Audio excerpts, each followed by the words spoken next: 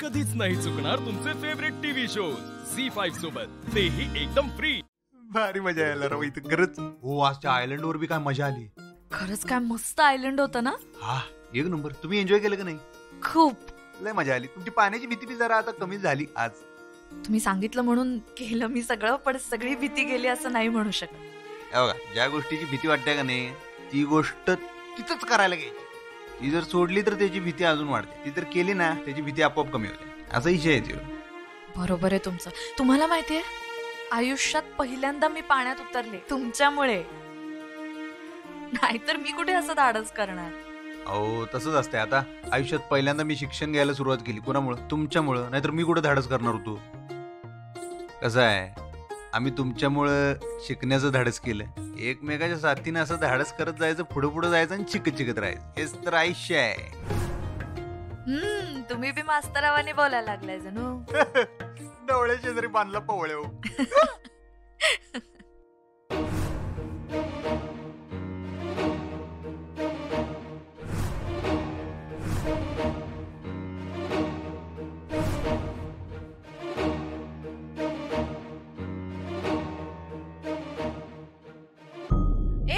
शुक शुक. Wait here wait. Tell me, this juice for them, that lady and that t-shirt white, they tourist, I guide, they guide. I no ice stuck.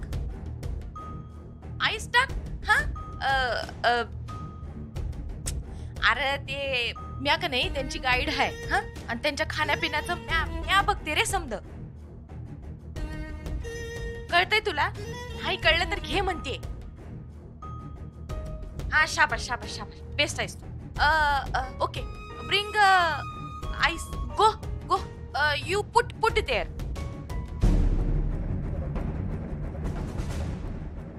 झालं एकदाच, सार्थक झालं इथं आल्याचं. आता ताई अशी खुश होणार आहे का नाही कळल्यावर. कारण आता माझ्यामुळं तिला परत घरात येता येणार आहे. ती मास्तरडे पी. तुझ्या आयुष्यातलं शेवटचं कोल्ड्रिंक आहे. हा, दिस आईस पुट इन हिअर.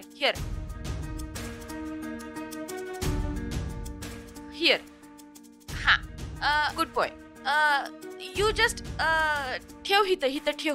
हे इथं ठेव ते. आणि हा, दिस ज्यूस दॅट लेडी. हा, दिस ज्यूस दॅट लेडी. हा, कळलं ना व तुला? जा, गो.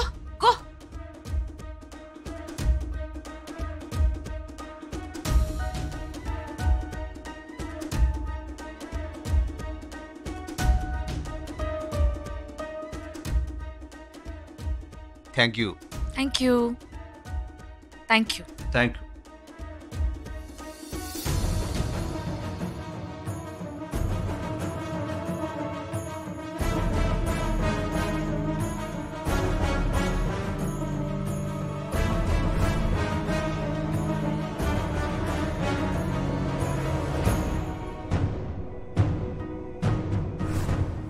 So sorry.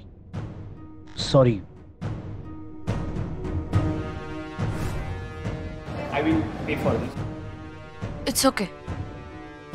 काय माणूस आहे.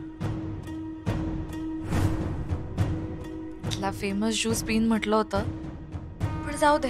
नाही, थांबा, अजून एक ऑर्डर करूया. नको आता नको, बस.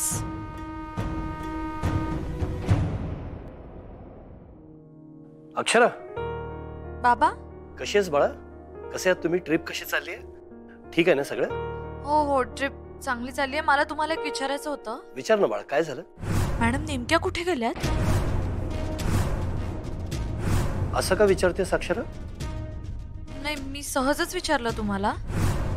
पण कुठे आहेत त्या नेमक्या? अक्षरा, तिचा पुन्हा फोन आलेला नव्हता ना? अधिपतीचं आणि तिचं बोलणं नाही ना झालं? अहो नाही बाबा, मी असं काही नाही केलंय. तुम्ही मला सांगितलं होतं ना. मी खूप प्रयत्न केला, पण अधिपतींचं मनच राहत नाहीये. त्यांनी खूप वेळा त्यांना फोन ट्राय केलाय. सकाळपासून ट्राय करतायत ते फोन, लागतच नाहीये. काय झालं मला सांगा तरी. फोन लागत नाहीये.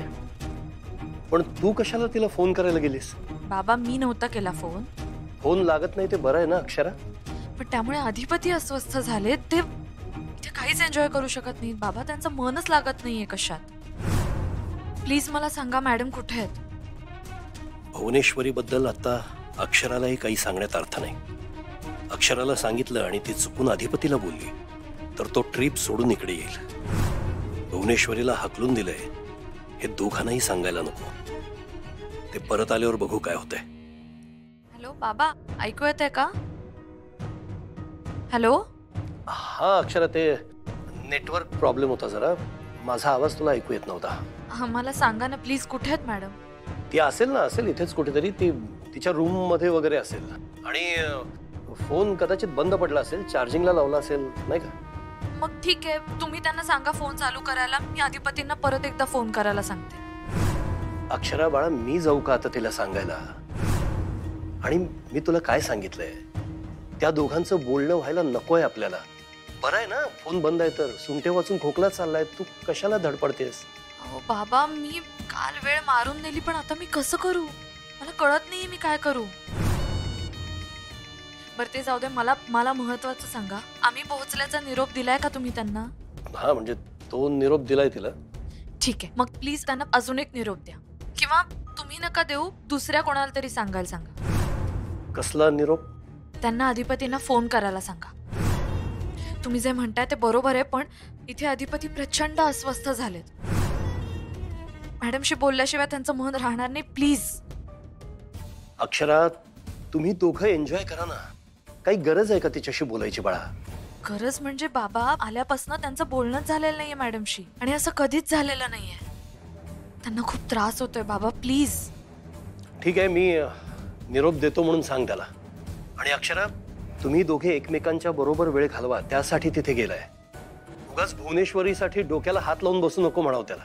ठीक आहे, काळजी घे. बाय.